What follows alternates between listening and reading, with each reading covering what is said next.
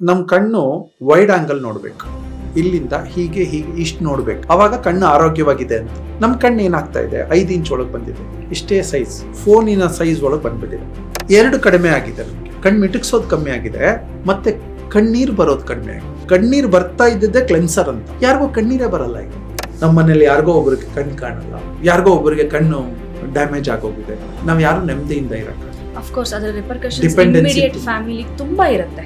ಕೈಯೋ ಇಲ್ಲ, ಕಾಲಿಲ್ಲ, ಎಲ್ಲಿದ್ರು ನಮ್ ಡಾಕ್ಟರ್ ಹತ್ರ ನಾವು ಹೋಗ್ತೀವಿ, ಕಂಡಿಲ್ಲ, ಹೋಗೋಕೆ ಆಗಲ್ಲ, ಯಾರೋ ಹೋಗೋಕ್ಕಾಗಲ್ಲ, ಯಾರೋ ಒಬ್ಬರ ಮೇಲೆ ಡಿಪೆಂಡ್ ಆಗ್ತೀವಿ.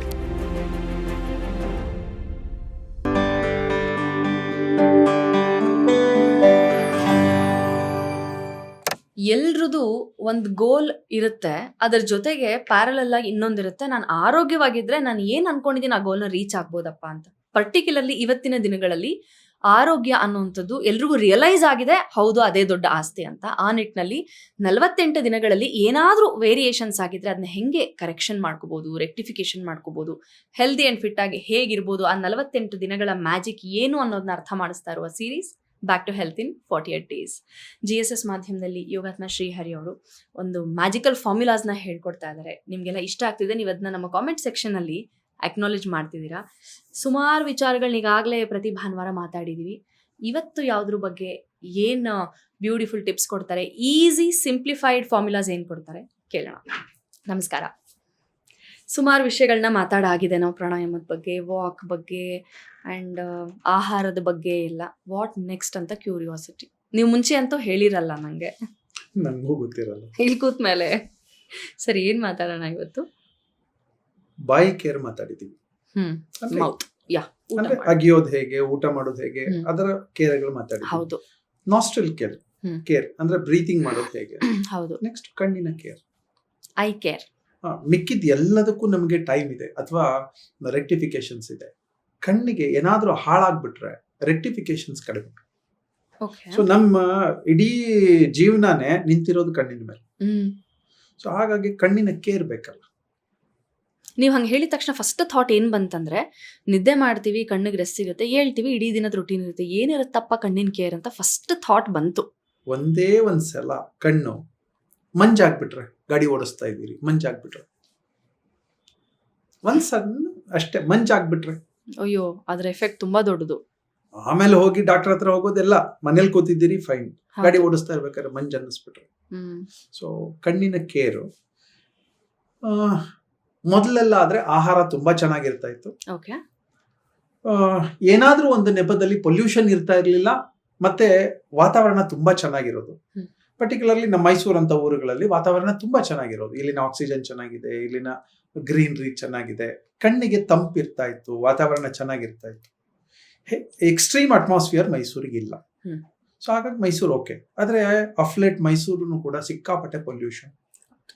ಸೊ ಈ ಪೊಲ್ಯೂಷನ್ ಅಲ್ಲಿ ಗಾಡಿ ಓಡಿಸ್ತಾ ಇರ್ತಾರೆ, 2 ವೀಲರ್ ಓಡಿಸ್ತಾ ಇರ್ತಾರೆ, ನಡ್ಕೊಂಡು ಹೋಗ್ತಾ ಇರ್ತಾರೆ, ಧೂಳು, ಡಸ್ಟು, ಮೈಕ್ರೋ ಡಸ್ಟ್ ಅಂತಂದ್ರೆ ಫ್ಯಾಕ್ಟ್ರಿ ಎಫ್ಲೂಯೆಂಟ್ಸ್ ಇರುತ್ತಲ್ಲ, ಆ ತರ ಡಸ್ಟ್ಗಳು ವೆಹಿಕಲ್ಸ್ ಇಂದ ಬರುತ್ತೆ. ಇದೆಲ್ಲ ಕಣ್ಣಿನ ಒಳಗಡೆ ಹೋಗಿ ಒಂಚೂರೇ ರಿಟೈನ್ ಆಗುತ್ತೆ. ಕ್ರಮೇಣ ಅದು ಸುಡಕ್ಕೆ, ಕೆಡಕ್ಕೆ ಶುರು ಆಗುತ್ತೆ, ಕಣ್ ಕೆಡಕ್ಕೆ ಶುರು ಆಗುತ್ತೆ. ನಿಮ್ಮಲ್ಲಿ ಒಬ್ರು ಡಾಕ್ಟರ್ ಜೋಶಿ ಅಂತ ಮಾಡಿದ್ದಾರೆ, ಪವನ್ ಜೋಶಿ ಮಾಡಿದ್ದಾರೆ. ಅವರು ಇವರೆಲ್ಲ ಜೀನಿಯಸಸ್. ಎಕ್ಸಾಕ್ಟ್ಲಿ. ಅವರೆಲ್ಲ ಡಾಕ್ಟರ್ ಹೇಳುವಂತಹ ಕೇರ್ಗಳು ಒಂದು. ಹೌದು. ರೊಟೀನ್ಲಿ ನಾವೇ ಏನ್ ಕೇರ್ ಮಾಡಬಹುದು ಅಂತ. ಅಫ್ಲೇಟ್ ನಮ್ಗೆ ಎಲ್ಲರಿಗೂ ಕೂಡ ಕಣ್ಣಿನ ಅಡಿಕ್ಷನ್ ಅಂದ್ರೆ ಫೋನಿನ ಅಡಿಕ್ಷನ್ ಇದ್ದೇ ಇದೆ. ಅದು ಚಿಕ್ಕ ಮಗುವಿನಿಂದ ಹಿಡಿದು ಅತಿ ದೊಡ್ಡವರವರೆಗೂ ಅದೊಂದು ಅಡಿಕ್ಷನ್ ಇದೆ. ಈ ಅಡಿಕ್ಷನ್ ಮಾಡ್ತಾ ಏನಾಗುತ್ತೆ, ನಮ್ ಕಣ್ಣು ವೈಡ್ ಆಂಗಲ್ ನೋಡ್ಬೇಕು, ಇಲ್ಲಿಂದ ಹೀಗೆ ಇಷ್ಟು ನೋಡ್ಬೇಕು, ಇಷ್ಟು ನೋಡುತ್ತೆ, ನೋಡ್ಬೇಕು, ಅವಾಗ ಕಣ್ಣು ಆರೋಗ್ಯವಾಗಿದೆ ಅಂತ. ನಮ್ ಕಣ್ಣು ಏನಾಗ್ತಾ ಇದೆ, 5 ಇಂಚ್ ಒಳಗೆ ಬಂದಿದೆ, ಇಷ್ಟೇ ಸೈಜ್, ಫೋನಿನ ಸೈಜ್ ಒಳಗೆ ಬಂದ್ಬಿಟ್ಟಿದೆ. ನನ್ನ 2 ಕಣ್ಣು ಇಷ್ಟಾಗ್ಲ ದೂರ ನೋಡ್ಬೇಕಾಗಿದ್ದು 2 ಸೇರಿ 3 ಇಂಚ್ ಒಳಗಡೆ ನೋಡುವಂಗ ಆಗ್ತಾ ಇದೆ. ಸೊ ಕಣ್ಣು ಸ್ಕ್ವೀಸ್ ಆಗ್ತಾ ಇದೆ, ಸ್ಕ್ವಿಂಟ್ ಆಗುತ್ತೆ. ಸ್ಕ್ವೀಸ್ ಅಂದ್ರೆ ಹಿಂಡುತ್ತೆ. ಎಲ್ಲ ಒಂದ್ ಕಡೆ ನರಗಳೆಲ್ಲ ತುಂಬಾ ಹೊತ್ತು ನೋಡ್ತಾ ಇರೋದ್ರಿಂದ, ಒಂದು ಅದರ ರೇಸ್ ಕಣ್ಣಿಗೆ ಎಫೆಕ್ಟ್ ಆಗುತ್ತೆ, ಎರಡನೇದು ಅದೇ ಪೊಸಿಷನ್ ಅಲ್ಲಿ ಇರೋದ್ರಿಂದ ನರಗಳಿಗೆ ತುಂಬಾ ಎಫೆಕ್ಟ್ ಆಗುತ್ತೆ. ಆಮೇಲೆ ರೆಕ್ಟಿಫಿಕೇಶನ್ ಮಾಡ್ಲಿಕ್ಕೆ ಆಗಲ್ಲ. ಮಕ್ಕಳಲ್ಲಿ ನಾವು ಇದನ್ನ ತುಂಬಾ ನೋಡ್ತಾ ಇದ್ದೀವಿ. ಹಾಗಾಗಿ ಮೊದಲನೇದು ಸ್ಕ್ರೀನ್ ಟೈಮು, ಅರ್ಧ ಗಂಟೆ ನೋಡೋದು ಬೇಡ. ಒಂದು ಸಣ್ಣ ಕೇರ್ ಅಷ್ಟೆ. Okay. ನೋಡ್ಬೇಕು, ಹುಚ್ಚು ಹಿಡಿಯುತ್ತೆ, ನಂಗೂ ಹಿಡಿಯುತ್ತೆ, ರಾತ್ರಿ ಎಲ್ಲ ಎದ್ದು ನೋಡ್ತಾ ಇದ್ದೆ. ಅದನ್ನ 3-4 ನಿಮಿಷಕ್ಕೆ ರಿಟೈನ್ ಮಾಡ್ಕೊಳ್ಳೋದು ಒಳ್ಳೇದು. 3 ನಿಮಿಷ ಆಯ್ತು, ಪಕ್ಕಕ್ಕೆ ಎತ್ತಿಡಿ, ಸುಮ್ಮನೆ ಒಂದು ರೌಂಡು, ಅಥವಾ ಪಕ್ಕಕ್ಕಿಡಿ, ಇನ್ನೊಂದು 2 ನಿಮಿಷ ಆದ್ಮೇಲೆ ಮತ್ತೆ ನೋಡಿ. ಬೇಕಿದ್ರೆ ನೋಡಿ ಅಂತ ನಾ ಹೇಳ್ತಾ ಇಲ್ಲ, ಅದನ್ನ ನೋಡ್ಲೇಬೇಕು ಅನ್ನುವ ಅಡಿಕ್ಷನ್ ಇರೋರು ಅಥವಾ ಕೆಲಸ ಇರೋರು ಅವರು ಸ್ಕ್ರೀನ್ ಟೈಮ್ ಅನ್ನ ಕಡಿಮೆ ಮಾಡ್ಕೋತಾ ಬರ್ಬೇಕು. ಈಗ ಅರ್ಧ ಗಂಟೆ ಕಂಟಿನ್ಯೂಸ್ ನೋಡೋದನ್ನ ಅರ್ಧ ಗಂಟೆಯ ಬದಲು 1.5 ಗಂಟೆ ನೋಡಿ ಅಂತ ಹೇಳ್ತಾ ಇದ್ದೀನಿ. ಗ್ಯಾಪ್ ಕೊಟ್ಕೊಂಡು ನೋಡಿ. ಪರ್ಟಿಕ್ಯುಲರ್ಲಿ ಫೋನಲ್ಲಿ ಕೆಲಸದಲ್ಲಿರೋರು, ನಮ್ಮಲ್ಲಿ ಕೂಡ ತುಂಬಾ ಜನ ಮಾರ್ಕೆಟಿಂಗ್ ಮಾಡಬೇಕು, ಎಲ್ಲರೂ ಕೂಡ ಆ ಫೋನಲ್ಲೇ ಮಾಡ್ಬೇಕು. ಹೌದು, ಆಯ್ತಾ? ಸೊ ಒಂದು ಕೇರ್ ಇಸ್ ಅವಾಯ್ಡ್ ಇಟ್. ಮತ್ತೆ ಮಧ್ಯದಲ್ಲಿ ಕಣ್ಣಿಗೆ ನೀರು ಹಾಕೊಳ್ಳಿ. ಕುಡಿಯೋ ನೀರು ಇನ್ ಪರ್ಟಿಕ್ಯುಲರ್. ಆ ನೀರನ್ನ ಚೆನ್ನಾಗಿ ಹಾಕೊಳ್ಳಿ. ಕಣ್ಣು ವಾಶ್ ಆಗ್ಬೇಕು, ಸ್ಟ್ರೆಂತ್ ಬರುತ್ತೆ. ನೀರಿನಲ್ಲಿ ಅಷ್ಟು ಪವರ್ ಇದೆ. ಕಣ್ಣಿಗೆ ನೀರ್ ಹಾಕೊಳ್ಳೋದಂದ್ರೆ ಕಣ್ಣು ಮುಚ್ಚಿ ಕಣ್ಣು ಮೇಲೆ ಕಣ್ಣು ಮುಚ್ಚಿ ಅಲ್ಲ, ಕಣ್ಣು ಗುಡ್ಡೆ ತೆಕ್ಕೊಂಡು ಕಣ್ಣಿಗೆ ನೀರು ಎರ್ಚ್ಕೋಬೇಕು, ಒಳಗಡೆ ಹೋಗ್ಬೇಕು. ಕಣ್ಣೀರು ನೀರು ಕಣ್ಣಿನ ಒಳಗಡೆ ಹೋಗ್ಬೇಕು. ಅವಾಗ ಅಲ್ಲಿರುವಂತಹ ಡಸ್ಟ್ ಅವು ಇವು ಕ್ಲಿಯರ್ ಆಗುತ್ತೆ. ಹೀಗೆ ಒಂದ್ ದಿನಕ್ಕೆ 5-6 ಸಲ ಮಾಡಿದ್ರೆ ತುಂಬಾ ಒಳ್ಳೇದು. ಯಾವಾಗ ಟೈಮ್ ಸಿಗುತ್ತೆ? ಮೊದಲನೇದು ಬೆಳಗ್ಗೆ ಎದ್ದಾಗ ಕಡ್ಡಾಯವಾಗಿ ಮಾಡಿ. ಮತ್ತೆ ಹೊರಡುವಾಗ, ನೀವು ಆಫೀಸ್ಗೆ ಹೊರಡ್ತೀರಿ, 10 ಗಂಟೆಗೆ 9:15 ಹೊರಡಬೇಕು, 9:15 ಮಾಡಿ. ಸುಮ್ಮನೆ ಅದು ಕ್ಲೀನ್ ಆಗತ್ತೆ, ತೊಂದರೆ ಏನೂ ಕೊಡಲ್ಲ. ಅದಾದ್ಮೇಲೆ ಆಫೀಸಿಗೆ ಬರ್ತೀರಿ, ಒಂದಷ್ಟು ಕೆಲಸ ಮಾಡ್ತಾ ಇರ್ತೀರಿ, ಅವಾಗ ಮಾಡಿ. ಅದಾದ್ಮೇಲೆ ಮತ್ತೆ ಸಂಜೆ ಒಳಗೆ ಮಾಡಿ. ಇದು ನೀವು ಒಳಗ್ ಕೂತಿರೋರು. ಹೊರಗಡೆ ಇರೋರು ಎಲ್ಲೆಲ್ಲಿ ಅವಕಾಶ ಸಿಗುತ್ತೆ 10 ಸಲ ಬೇಕಿದ್ರು ಅದನ್ನ ಕ್ಲೀನ್ ಮಾಡ್ಕೊಳ್ಳಿ. ಮೈಕ್ರೋ ಡಸ್ಟ್ ತುಂಬಾ ಎಕ್ಸ್ಪೋಸ್ ಆಗ್ತಾ ಇರೋರು ಅವಾಗ ಕ್ಲೀನ್ ಮಾಡ್ಕೊಂಡು ಕ್ಲಿಯರ್ ಆಗ್ಬಿಡಿ. ವರ್ಷಗಳ ಗಟ್ಟಲೆ ಅದನ್ನ ಬಿಟ್ಟಾಗ ಕಣ್ಣು ಅದರ ಶಕ್ತಿ ಹೊರಟೋಗುತ್ತೆ. ಕಣ್ಣಲ್ಲಿ ಒಂದು ಮೆಕ್ಯಾನಿಸಮ್ ಇದೆ ಅಲ್ವಾ, ಇಫ್ ಎಟ್ ಆಲ್ ನಾವ್ ಅದನ್ನ ಮಾಡ್ಲಿಲ್ಲ ಅಂದ್ರೂ ಆ ಕಸನೆಲ್ಲ ಒಂದ್ ಕಾರ್ನರ್ ತಂದು ಕೊಡುತ್ತಲ್ವಾ, ಅದನ್ನ ಮೀರಿನೂ ಇವಾಗ ಅಷ್ಟು ಪೊಲ್ಯೂಟ್ ಆಗ್ತಿದೆ ಅಂತ ಅಲ್ವಾ. ಈಗ ನಮ್ಮ ರೆಪ್ಪೆ ಮಿಟಕ್ಸ್ದಾಗ ಅದಕ್ಕೆ ಅವಕಾಶಗಳು ತುಂಬಾ. ಹೌದು. ಅವಾಗ ಏನ್ ಮಾಡೋದು, ಅದು ಡಸ್ಟ್ ತಿಕ್ಕಾಗಿದ್ದಾಗ ಅದು ಪ್ರೆಸ್ ಮಾಡಿ ಒಂದ್ ಸೈಡಿಗೆ ತಗೊಳ್ಳೋದು. ಇವಾಗ ಅದಕ್ಕೂ ಮೀರಿದ ಇದಾಗತ್ತೆ ಪೊಲ್ಯೂಷನ್. ಹೌದು, ನಾವೇ ಒಂದ್ ಎಪಿಸೋಡ್ ಮಾಡಿದ್ವಿ, ನಾವಿವಾಗ ಎಷ್ಟು ಕಣ್ಣು ಮಿಟಕ್ಸೋದನ್ನ ಕಡಿಮೆ ಮಾಡಿದೀವಿ ಅಂತ ಹೇಳಿ. 2 ಕಡಿಮೆ ಆಗಿದೆ ನಮ್ಗೆ. ಕಣ್ಣು ಮಿಟಕ್ಸೋದು ಕಮ್ಮಿ ಆಗಿದೆ, ಮತ್ತೆ ಕಣ್ಣೀರ್ ಬರೋದು ಕಡಿಮೆ ಆಗಿದೆ. ಕಣ್ಣೀರ್ ಬರ್ತಾ ಇದ್ದಿದ್ದೆ ಕ್ಲೆನ್ಸರ್ ಅಂತ. ಎಕ್ಸಾಕ್ಟ್ಲಿ. ಯಾರಿಗೂ ಕಣ್ಣೀರೇ ಬರಲ್ಲ. ಈಗ ಕಣ್ಣೀರ್ ಬಂತಂದ್ರೆ ಅದು ವೀಕ್ನೆಸ್ ಅಂತ ಅನ್ಕೊಂಡ್ಬಿಟ್ಟಿದೀವಿ. ಸೊ ಬುದ್ಧಿವಂತಿಕೆಯಿಂದ ನಾವು ಕಣ್ಣೀರನ್ನ ಬರೋದು ನಿಲ್ಸ್ಬಿಟ್ಟಿದೀವಿ. ಅವಕಾಶ ಸಿಕ್ಕಿದಾಗೆಲ್ಲ ಅಳಿ. ಸಂತೋಷಕ್ಕೂ ಕಣ್ಣೀರ್ ಹಾಕಿ, ದುಃಖಕ್ಕೂ ಕಣ್ಣೀರ್ ಹಾಕಿ ಅಂತ ಹೇಳ್ತಾ ಇದ್ದೀನಿ. ಇಟ್ಸ್ ವಂಡರ್ಫುಲ್ ಕೇರ್ ಅಂತ ಹೇಳ್ತಾ ಇದ್ದೀನಿ. It's A treatment. ಒಂದು ಎಕ್ಸ್ಪ್ರೆಷನ್ ಹೊರಗೆ ಹಾಕ್ದಂಗೆ ಆಗುತ್ತೆ, ಇನ್ನೊಂದು ಕ್ಲಿನಿಕಲ್ಲಿನೂ ಅದು ಹೆಲ್ಪ್ ಆಗುತ್ತೆ. ಎಸ್. ಎರಡನೇದು ಡ್ರಾಪ್ಸ್ ಹಾಕೊಳ್ಳಿ. ಅವಾಗ ಯಾವ ತರ? ರಾತ್ರಿ ಮಲಗುವಾಗ ಐ ಡ್ರಾಪ್ಸ್ ಬರುತ್ತೆ, ರೋಸ್ ವಾಟರ್ ಬರುತ್ತಲ್ಲ, ರೋಸ್ ವಾಟರ್ ಕಣ್ಣಿನ ಒಳಗಡೆ ಹಾಕೊಳ್ಳಿ. ಒಬ್ಬರೇ ಹಾಕೋಬಹುದು, ಚಿಕ್ಕ ಬಾಟಲ್ಸ್ ಬರುತ್ತೆ. ಕಣ್ಣಿನ ಒಳಗಡೆ ಹಾಕಿ 1 ಸೆಕೆಂಡ್ ಅಷ್ಟೇ ಉರಿಯತ್ತೆ. ಎಂತ ಒಳ್ಳೆ ನೀರಾದ್ರೂ 1 ಸೆಕೆಂಡ್ ಉರಿಯತ್ತೆ. ಅದ್ ತಡ್ಕೊಳ್ಳಿ, ಏನು ಹಾಳಾಗಲ್ಲ. ಯಾರೋ ಒಬ್ರು ಕಾಮೆಂಟ್ ಮಾಡಿದ್ದಾರೆ, ಎಣ್ಣೆ ಹಾಕೊಂಡ್ರೆ, ಹರಳೆಣ್ಣೆ ಹಾಕೊಂಡ್ರೆ ಉರಿಯತ್ತೆ ಗೊತ್ತಾ ಅಂತ. ಉರಿ ಬೇಕು ಅಂತ ನಾನು ಹೇಳ್ತಾ ಇದ್ದೀನಿ. ಆ ಉರಿ ತಡ್ಕೊಂಡ್ರೆ ಕಣ್ಣು ತಂಪಾಗತ್ತೆ, ಶಕ್ತಿ ಬರುತ್ತೆ. ತುಪ್ಪ ಇದೆಲ್ಲ ಒಳಗ್ ಹೋದ್ರೆ ಏನಂತ, ಇದೆಲ್ಲ ಎಡಿಬಲ್ಸ್. ಎಡಿಬಲ್ ಏನೂ ತೊಂದ್ರೆ ಇಲ್ಲ. ಅವ್ರಿಗೆ ಪಾಪ ಗೊತ್ತಿಲ್ಲ ಅಷ್ಟೇ. ಈಗ ನಾನು ಅದನ್ನ ಅನುಭವಿಸಿರೋನು. ಅದ್ ಕೆಮಿಕಲ್ ಹಾಕ್ಲಿಕ್ಕೆ ಹೇಳ್ತಾ ಇಲ್ಲ, ಎಡಿಬಲ್ ಆಯಿಲ್. ಅದನ್ನ ಕೊಟ್ಟಾಗ ತಿಂತೀವಂತೆ, ಹಣ್ಣು ತಲೆಗೆ ಹಚ್ಕೋತೀವಿ, ಹಾಗೇನೆ ಕಣ್ಣಿಗೂ ಹಚ್ಕೋಬಹುದು ಅಂತ ಹೇಳಿದೀನಿ. ತಪ್ಪೇನೂ ಇಲ್ಲ, ಮತ್ತೆ ಡ್ಯಾಮೇಜ್ ಆಗಲ್ಲ. ಆಮೇಲೆ ಎಣ್ಣೆಗಳು, ಇದು ತುಪ್ಪ ರಾತ್ರಿ ಹಚ್ಕೊಳಕ್ ಹೇಳಿದ್ದೆ, ಅದನ್ನ ಮಾಡ್ಬೋದು. ಸೂರ್ಯಪಾನ ಇಸ್ ವಂಡರ್ಫುಲ್. ಕಣ್ಣಿಗೆ ಬೇಕೇ ಬೇಕಾಗಿರುವಂತ ಶಕ್ತಿ ಕೊಡುವಂತದ್ದು. ಸೂರ್ಯಪಾನದ ಎಪಿಸೋಡ್ ಸಪರೇಟ್ ಮಾಡಿದೀವಿ. ಹೌದು. ಆ ವಿಷಯ ಬಂತು ಅಂತ ನಾನು ಇಂಟರಪ್ಟ್ ಮಾಡ್ತೀನಿ. ತುಂಬಾ ಜನ ಕಾಮೆಂಟ್ ಸೆಕ್ಷನ್ ಅಲ್ಲಿ ಹೇಳಿದ್ದಾರೆ, ಇವತ್ತು ಮೋಡ ಬಂದಿದೆ, ನಾನು ನೋಡಕ್ ಆಗ್ತಿಲ್ಲ ಅಂತ. ಜಸ್ಟ್ ಅದಕ್ಕೊಂದು ಸಣ್ಣ ಕ್ಲಾರಿಟಿ ಒಂದು ಬ್ರಾಕೆಟ್ ಅಲ್ಲಿ ಕೊಟ್ಬಿಟ್ಟು ಮುಂದಕ್ಕೆ ಹೋಗೋಣವಾ? ಖಂಡಿತ. ಸೂರ್ಯ ಇದ್ರೆ ಫ್ಯಾಂಟಾಸ್ಟಿಕ್. ಆವಾಗ ನಾವು ಸ್ಪಿರಿಚುವಲ್ ಅಂತ ಕರಿತೀವಿ, ಅಂದ್ರೆ ಪ್ರಾಕ್ಟಿಕಲ್. ಸೂರ್ಯನೂ ಇದೆ, ನಾನು ಕಣ್ಣಿಗೂ ತಗೋತಾ ಇದ್ದೀನಿ. ಇಲ್ದೇ ಇದ್ರೆ ರಿಚುವಲ್ ಆಗಿ 10 ನಿಮಿಷ ಹೋಗಿ ನಿಂತ್ಕೊಳ್ಳಿ, ಏನು ತೊಂದರೆ ಇಲ್ಲ. ಕಣ್ಣು ಮೆಟಕಿಸ್ದೆ ನಿಂತ್ಕೊಳ್ಳಿ. ಮಳೆ ಬಂತು, ನಿಮಗೆ ಸೂರ್ಯನ ದಿಕ್ಕು ಗೊತ್ತಾಗತ್ತೆ.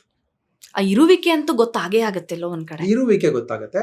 ಅಷ್ಟು ತೀಕ್ಷ್ಣವಾದ ರೇಸ್ ಬರ್ದೇ ಇರ್ಬೋದು, ಆದ್ರೆ ಖಂಡಿತ ಆ ಮೋಡದ ಮಧ್ಯದಲ್ಲಿ ಕೂಡ ನಿಮ್ಮ ಕಣ್ಣಿಗೆ ಒಂದೇ ಕಡೆ ದಿಟ್ಟಿಸಿ ನೋಡುವ ಶಕ್ತಿ ಬರುತ್ತೆ. ಸೊ ಇದನ್ನ ಮಾಡ್ಬೋದು. ಎರಡನೇದು ಇನ್ನೊಂದು ಅಭ್ಯಾಸ ಮಾಡ್ಬೋದು. ತ್ರಾಟಕ ಅಂತ ಯೋಗದಲ್ಲಿ ಒಂದು ವಿದ್ಯೆ ಇದೆ. ಕ್ಯಾಂಡಲ್ ಅನ್ನ ಇಟ್ಬಿಟ್ಟು ನೀವು ಹೇಗೆ ಸೂರ್ಯಪಾನ ಮಾಡಿದ್ರೆ ಅದೇ ರೀತಿಯ ಕ್ಯಾಂಡಲ್ ಅಥವಾ ದೀಪ ಇಟ್ಬಿಟ್ಟು ಅದನ್ನ ನೋಡ್ತಾ ಇರ್ಬೋದು. 5-10 ಸೆಕೆಂಡ್ ಇಂದ ಶುರು ಮಾಡಿ ಅದನ್ನು ಕೂಡ ಒಂದು 10 ಮಿನಿಟ್ಸ್ ವರೆಗೂ ನೋಡ್ಬೋದು. ಕಣ್ಣೀರ್ ಬರ್ಲಿಕ್ಕೆ ಶುರು ಆಗುತ್ತೆ. That is A cleanser. ಅಂದ್ರೆ ಇದು ಬೆಳಗಿನ ಜಾವದ ಕತ್ಲಲ್ಲಿ ರಾತ್ರಿ ಕತ್ಲೆಯಲ್ಲಿ ಒಂದು ಕ್ಯಾಂಡಲ್ ಇಟ್ಕೊಂಡು ತ್ರಾಟಕ ಅಂತ ಕಣ್ಮಿಟಿಕಿಸಬಾರ್ದು. ಸಪೋಸ್ ಕಣ್ಣಿಗೆ ಸ್ಟ್ರೈನ್ ಆಯ್ತು ಅಂದ್ರೆ ಕಣ್ಣು ಮುಚ್ಕೊಳ್ಳಿ. ಸೂರ್ಯಪಾನದಲ್ಲಿ ನಾವು ಕಂಟಿನ್ಯೂಟಿ ಹೇಳ್ತೀವಿ. ಇಲ್ಲಿ 1 ನಿಮಿಷ ಆದ್ಮೇಲೆ ನಿಮ್ಗೆ ಏನಾದ್ರು ಕಣ್ಣಿಗೆ ಉರಿ ಶುರು ಆಯ್ತು ಅಥವಾ ಸ್ಟ್ರೈನ್ ಆಯ್ತು ಅಂದ್ರೆ ಕಣ್ಣು ಮುಚ್ಚಿ ಮತ್ತೆ ತೆಗೀರಿ, ಮತ್ತೆ ಮಾಡಿ. ಅದನ್ನ ಪ್ರಾಕ್ಟೀಸ್ ಮಾಡ್ತಾ ಬರ್ಬೋದು. ದಿನನಿತ್ಯದ ಕ್ರಿಯೆಗಳಲ್ಲಿ ಇದನ್ನು ಒಂದು ಮಾಡ್ಬೋದು. It's A care, I care. ಇದೆಲ್ಲ ಹೊರತಾಗಿ ಕಣ್ಣಿಗೆ ಕೆಲವು ಎಕ್ಸರ್ಸೈಸಸ್ ಇದೆ.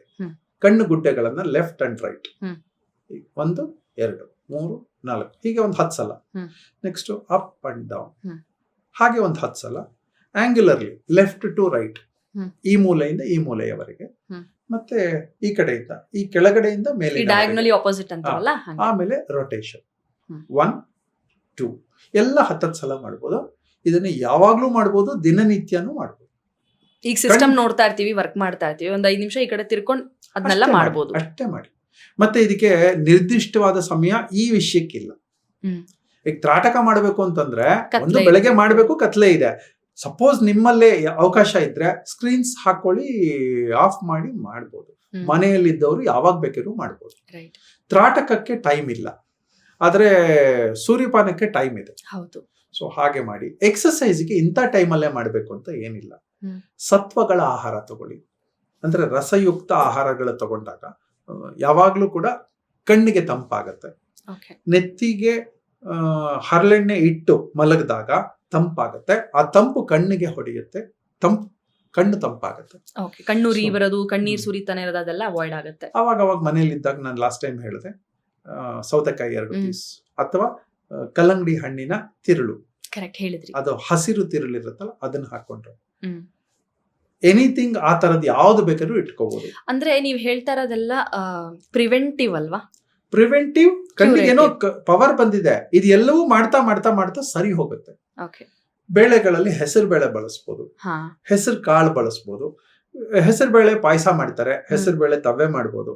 ಅದರ ಜೊತೆ ಹೆಸರು ಕಾಳೆಂದು ಮೊಳಕೆ ಕಟ್ಟಿ ಹೆಸರು ಕಾಳನ್ನ ಒಂದು 4 ಸ್ಪೂನ್ ಎವ್ರಿ ಡೇ ತಗೋಬಹುದು.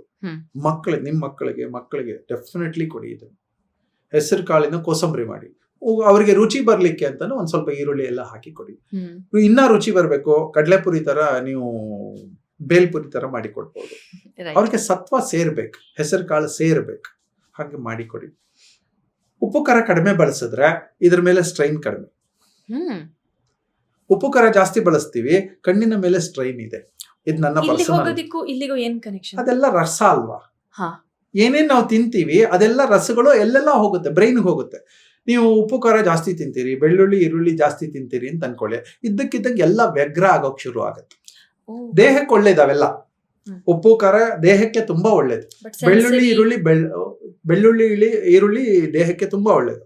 ಆದ್ರೆ ಬ್ರೈನ್ಗೆ ಅದು ಮನಸ್ಸು ವ್ಯಗ್ರ ಆಗ್ಲಿಕ್ಕೆ ಶುರು ಮಾಡುತ್ತೆ. ಅಂದ್ರೆ ನಾರ್ಮಲ್ ಮನ್ಸಿಗಿಂತ ಒಂದ್ ಸ್ವಲ್ಪ ಅಗ್ರೆಸಿವ್ ಮನ್ಸಾಗತ್ತೆ. ಅಗ್ರೆಸಿವ್ ಮನ್ಸು ಬೇಕಾ ಬೇಡವಾ ಅಂತ ನಿಮಗ್ ಬಿಟ್ಟದ್ದು. ಅಗ್ರೆಸಿವ್ ಬೇಕು ಅನ್ಸಂದ್ರೆ ಈರುಳ್ಳಿ ಬೆಳ್ಳುಳ್ಳಿ ತಿನ್ಬಹುದು. ನಂದೇನು ಧಾರ್ಮಿಕ ಅಬ್ಜೆಕ್ಷನ್ಸ್ ಏನಿಲ್ಲ ಅದರಲ್ಲಿ. ನನಗೂ ಅದು ನಾನು ತಗೋತೀನಿ, ಯಾವಾಗ ತಗೋಬೇಕು ಯಾವಾಗ ತಗೋಬಾರ್ದು ಅಂತ ನಂಗೆ ಸ್ಪಷ್ಟತೆ ಇದೆ. ಸೊ ಹಾಗಾಗಿ ತುಂಬಾ ಮಸಾಲೆಗಳನ್ನ ಬಳಸಿದಾಗ ರಕ್ತದ ಜೊತೆ ಬೆರೆಯುತ್ತೆ, ಅದೆಲ್ಲ ರಸಗಳಾಗತ್ತೆ, ಬ್ರೈನ್ಗೆ ಹೋಗುತ್ತೆ, ನರ್ವ್ಸ್ಗೆ ಬರುತ್ತೆ, ಎಲ್ಲವೂ ಕೂಡ ಅದರ ಇಂಪ್ಯಾಕ್ಟ್ ಆಗುತ್ತೆ. ಸಾಧ್ಯ ಆದಷ್ಟು ಈ ಉಪ್ಪು ಹುಳಿ ಖಾರ ಕಡಿಮೆ ಬಳಸಿ. ಹಂಗೆ ಉಪ್ಪು ಹುಳಿ ಖಾರ ಬಳಸ್ಬೇಕಂತಂದಾಗ ಮಸಾಲೆಗಳ ಜೊತೆ ಬೇಡ, ಅಂದ್ರೆ ಸ್ಪೈಸಿ ಫುಡ್ ಆಗಿ ಬೇಡ. ಈಗ ಹುಳಿ ಬೇಕು ಅಂತಂದ್ರೆ ನೀವು ನಿಂಬೆಹಣ್ಣು ಯಾವಾಗ ಬೇಕಾದ್ರೂ ತಗೊಳ್ಳಿ, ನೆಲ್ಲಿಕಾಯಿ ಯಾವಾಗ ಬೇಕಾದ್ರೂ ತಗೊಳ್ಳಿ, ಉಪ್ಪಿಲ್ದೆ ಸಕ್ಕರೆ ಇಲ್ದೆ ನೆಲ್ಲಿಕಾಯಿ ಜ್ಯೂಸ್ ತಗೊಳ್ಳಿ, ನಿಂಬೆಹಣ್ಣು ಜ್ಯೂಸ್ ತಗೊಳ್ಳಿ. ಇದೆಲ್ಲವೂ ಕೂಡ ಬ್ಲಡ್ ಕ್ಲೆನ್ಸರ್ಸ್ ಆಗತ್ತೆ. ಒಂದು ಎಲ್ಲ ಡಾಕ್ಟರ್ಸು ಹೇಳೋವಂಥದ್ದು ಅಥವಾ ಯಾವುದೇ ನ್ಯಾಚುರೋಪತಿ ಥೆರಪಿಸ್ಟ್ ಹೇಳೋವಂಥದ್ದು, ಆಲ್ಕಲೈನ್ ಎನ್ವೈರ್ಮೆಂಟ್ ಇದ್ದಾಗ ದೇಹ ತುಂಬಾ ಚೆನ್ನಾಗಿರುತ್ತೆ, ಯಾವ ರೋಗಗಳು ಬರಲ್ಲ, ವೀಕ್ ಆಗಲ್ಲ. ಅಸಿಡಿಕ್ ಎನ್ವೈರ್ಮೆಂಟ್ ಆದ ತಕ್ಷಣ, ಅಸಿಡಿಕ್ ಅಂದ್ರೆ ಉಪ್ಪು ಹುಳಿ ಖಾರ, ಆ ಎನ್ವೈರ್ಮೆಂಟ್ ಮೈ ಒಳಗಡೆ ಸೇರ್ಕೊಂಡ ತಕ್ಷಣ ಎಲ್ಲಾ ರೋಗಗಳಿಗೂ ಅದು ತಾಣ ಆಗತ್ತೆ. ಸೊ ಸಿಂಪ್ಲೆಸ್ಟ್ ಉಪ್ಪು ಹುಳಿ ಖಾರ ತೆಗಿದ್ರೆ ಆಲ್ಕಲೈನ್ ಆಗುತ್ತೆ. ನೀರು ಕುಡಿತಾ ಇದ್ದೀವಿ, ನೀರಕ್ಕೆ ಒಂದ್ ಸ್ವಲ್ಪ ನಿಂಬೆ ಹಣ್ಣು ಹಾಕೊಂಡು ಕುಡಿದ್ರೆ ಆಲ್ಕಲೈನ್ ಆಗುತ್ತೆ. ಸೊ ಬೆಳಗ್ಗೆದ್ದು ಫಸ್ಟ್ ರೊಟೀನ್ ಸ್ಟಾರ್ಟ್ ಮಾಡೋದು ಹಾಗೆ ಅಂತ ನೀವು ನಂಗೆ ಒಂದ್ಸತಿ ಹೇಳಿದ್ರಿ. ಮೆಂತ್ಯದ ನೀರು, ಮೆಂತ್ಯ ನೆನೆ ಹಾಕಿ ಬೆಳಗ್ಗೆ ಎದ್ದು ಒಂದ್ ಸ್ವಲ್ಪ ಆದ್ರೆ ಸತ್ವ ಬಿಟ್ಕೊಂಡಿರುತ್ತೆ, ಆಲ್ಕಲೈನ್ ಆಗುತ್ತೆ.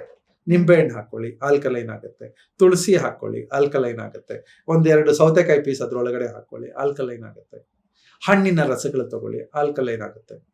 ಆಲ್ಕಲೈನ್ ಅಂತಂದ್ರೆ ಅದು ಅಸಿಡ್ ಅಲ್ಲ, ಆಗ ಒಳ್ಳೆ ಅಟ್ಮಾಸ್ಫಿಯರ್. ಅದು ಮೈ ಒಳಗಡೆ ಒಂದು ಒಳ್ಳೆ ಅಟ್ಮಾಸ್ಫಿಯರ್ ಇರ್ಬೇಕು.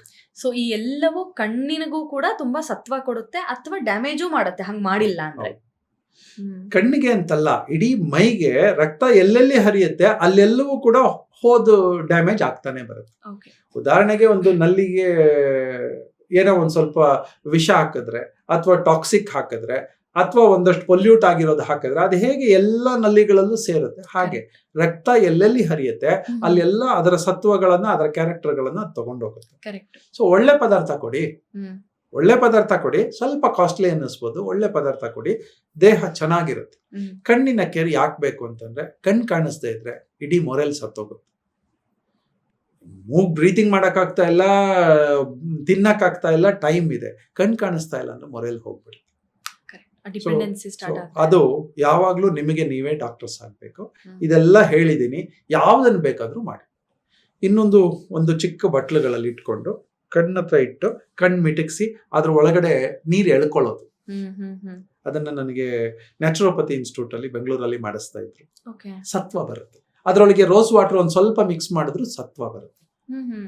ನಾವ್ ಹೀಗೆ ಎರ್ಚ್ಕೋತೀವಲ್ಲ ಅದರ ಬದಲು ಒಂದು ಚಿಕ್ಕ ಬಟ್ಲು ಈ ತರ ಮಾಡ್ಕೊಂಡು ಅದ್ರೊಳಗೆ ಕಣ್ಣು ಹಾಕಿ ಕಣ್ ಮಿಟಕ್ಸಿದ್ರೆ ಆಯ್ತು. ನೀರು ಕಣ್ಣಿಗೆ ಟಚ್ ಆಗ್ಬೇಕು, ಕಣ್ಣು ರೆಪ್ಪೆಯ ಒಳಗೆ ಗುಡ್ಡೆಗಳಿಗೆ ಟಚ್ ಆಗ್ಬೇಕು. ಸಾಧ್ಯ ಆದ್ರೆ ಈ ತರದ ನೀರುಗಳನ್ನ ರೋಸ್ ವಾಟರ್ನ ಹಾಕೊಳ್ಳಿ. ಎಲ್ಲವೂ ಗುಡ್ ಫಾರ್ ಹೆಲ್ತ್. ಕಣ್ ಚೆನ್ನಾಗಿದೆ, ಕಣ್ ಕಾಣಕ್ ಶುರು ಆಗುತ್ತೆ. ಕಣ್ ಚೆನ್ನಾಗಿದೆ, ಕಣ್ ಕಾಣುತ್ತೆ, ನಾವೆಲ್ಲವನ್ನೂ ಸ್ಪಷ್ಟವಾಗಿ ನೋಡ್ಲಿಕ್ಕೆ ಶುರು ಮಾಡ್ತೀವಿ. ಒಳಗಣ್ಣು ಕಾಣುತ್ತೆ, ಹೊರಗಣ್ಣು ಕಾಣುತ್ತೆ. ಎಲ್ಲರೂ ಚೆನ್ನಾಗಿರ್ತಾರೆ, ನಾವು ನಗ್ನಗ್ತಾ ಇರ್ತೀವಿ. ನಮ್ಮ ಮನೇಲಿ ಯಾರಿಗೋ ಒಬ್ಬರಿಗೆ ಕಣ್ ಕಾಣಲ್ಲ, ಯಾರಿಗೋ ಒಬ್ಬರಿಗೆ ಕಣ್ಣು ಡ್ಯಾಮೇಜ್ ಆಗೋಗಿದೆ, ನಾವ್ ಯಾರು ನೆಮ್ಮದಿಯಿಂದ ಇರಕ್ಕಾಗಲ್ಲ. ಆಫ್ ಕೋರ್ಸ್ ಅದರ ರಿಪರ್ಕಷನ್ಸ್ ಇಮಿಡಿಯೇಟ್ ಫ್ಯಾಮಿಲಿಗೆ ತುಂಬಾ ಇರುತ್ತೆ. ಈಗ ಕೈಯೋ ಇಲ್ಲ, ಕಾಲಿಲ್ಲ, ಎಲ್ಲಿದ್ರು ನಮ್ ಡಾಕ್ಟರ್ ಹತ್ರ ನಾವು ಹೋಗ್ತೀವಿ, ಕಂಡಿಲ್ಲ, ಯಾರೋ ಹೋಗೋಕ್ಕಾಗಲ್ಲ, ಯಾರೋ ಒಬ್ಬರ ಮೇಲೆ ಡಿಪೆಂಡ್ ಆಗ್ಬಿಡ್ಬೇಕು. ಸೊ ಆ ಡಿಪೆಂಡೆನ್ಸಿ ಬೇಡ ಅಂತ ಇದೆಲ್ಲ ಸಿಲ್ಲಿ ಅನ್ನಿಸ್ಬೋದು, ಇದೆಲ್ಲ ನಮಗೆ ಗೊತ್ತಲ್ಲ ಅಂತ ಅನ್ನಿಸ್ಬೋದು. ಅನ್ಸಿದ್ರು ಪರವಾಗಿಲ್ಲ, ನೀವೆಲ್ಲ ನನ್ನ ಬೈಕೊಂಡ್ರು ಪರವಾಗಿಲ್ಲ, ನಾನು ಹೇಳೋ ಅಂತದ್ದು ನನ್ನ ಡ್ಯೂಟಿ ಹೇಳ್ತಾ ಇದ್ದೀನಿ. ಖಂಡಿತ. ಇನ್ನೊಂದೇನಂದ್ರೆ ನೀವು ಹೇಳೋದು ಪ್ರಿಮಿಟಿವ್, ಅಂದ್ರೆ ಏನಾರ ತೊಂದರೆ ಆದ್ರೇನೆ ಇದನ್ನ ಮಾಡ್ಬೇಕು ಅಂತಿಲ್ಲ. ರೆಗ್ಯುಲರ್ ಕೇರ್ ಅಲ್ಲಿ ರೊಟೀನ್ ಅಲ್ಲಿ ಇದನ್ನ ಇನ್ಕಾರ್ಪೊರೇಟ್ ಮಾಡ್ಕೊಳ್ಳೋದು ಎಷ್ಟು ಮುಖ್ಯ ಅಂತ. ಅಂಡ್ ಎಲ್ಲವೂ ಕಾಸ್ಟ್ಲೆಸ್, ಈಸಿ. ಸರ್ವೇ ಜನೋ ಸುಖಿನೋ ಭವಂತು. ಊರ್ ಚೆನ್ನಾಗಿದ್ರೆ ನಾವು ಚೆನ್ನಾಗಿರ್ತೀವಿ ಅಂತ ನಂದೊಂದು ಪ್ರಿನ್ಸಿಪಲ್. ಸಮಾಜ ಚೆನ್ನಾಗಿರ್ಬೇಕು, ಗೊತ್ತಿಲ್ಲದೆ ಇರುವ ಸಮಾಜ ಚೆನ್ನಾಗಿರ್ಬೇಕು, ಅವಾಗ ನಾವು ಚೆನ್ನಾಗಿರ್ತೀವಿ ಅಷ್ಟೇ. Thank you so much.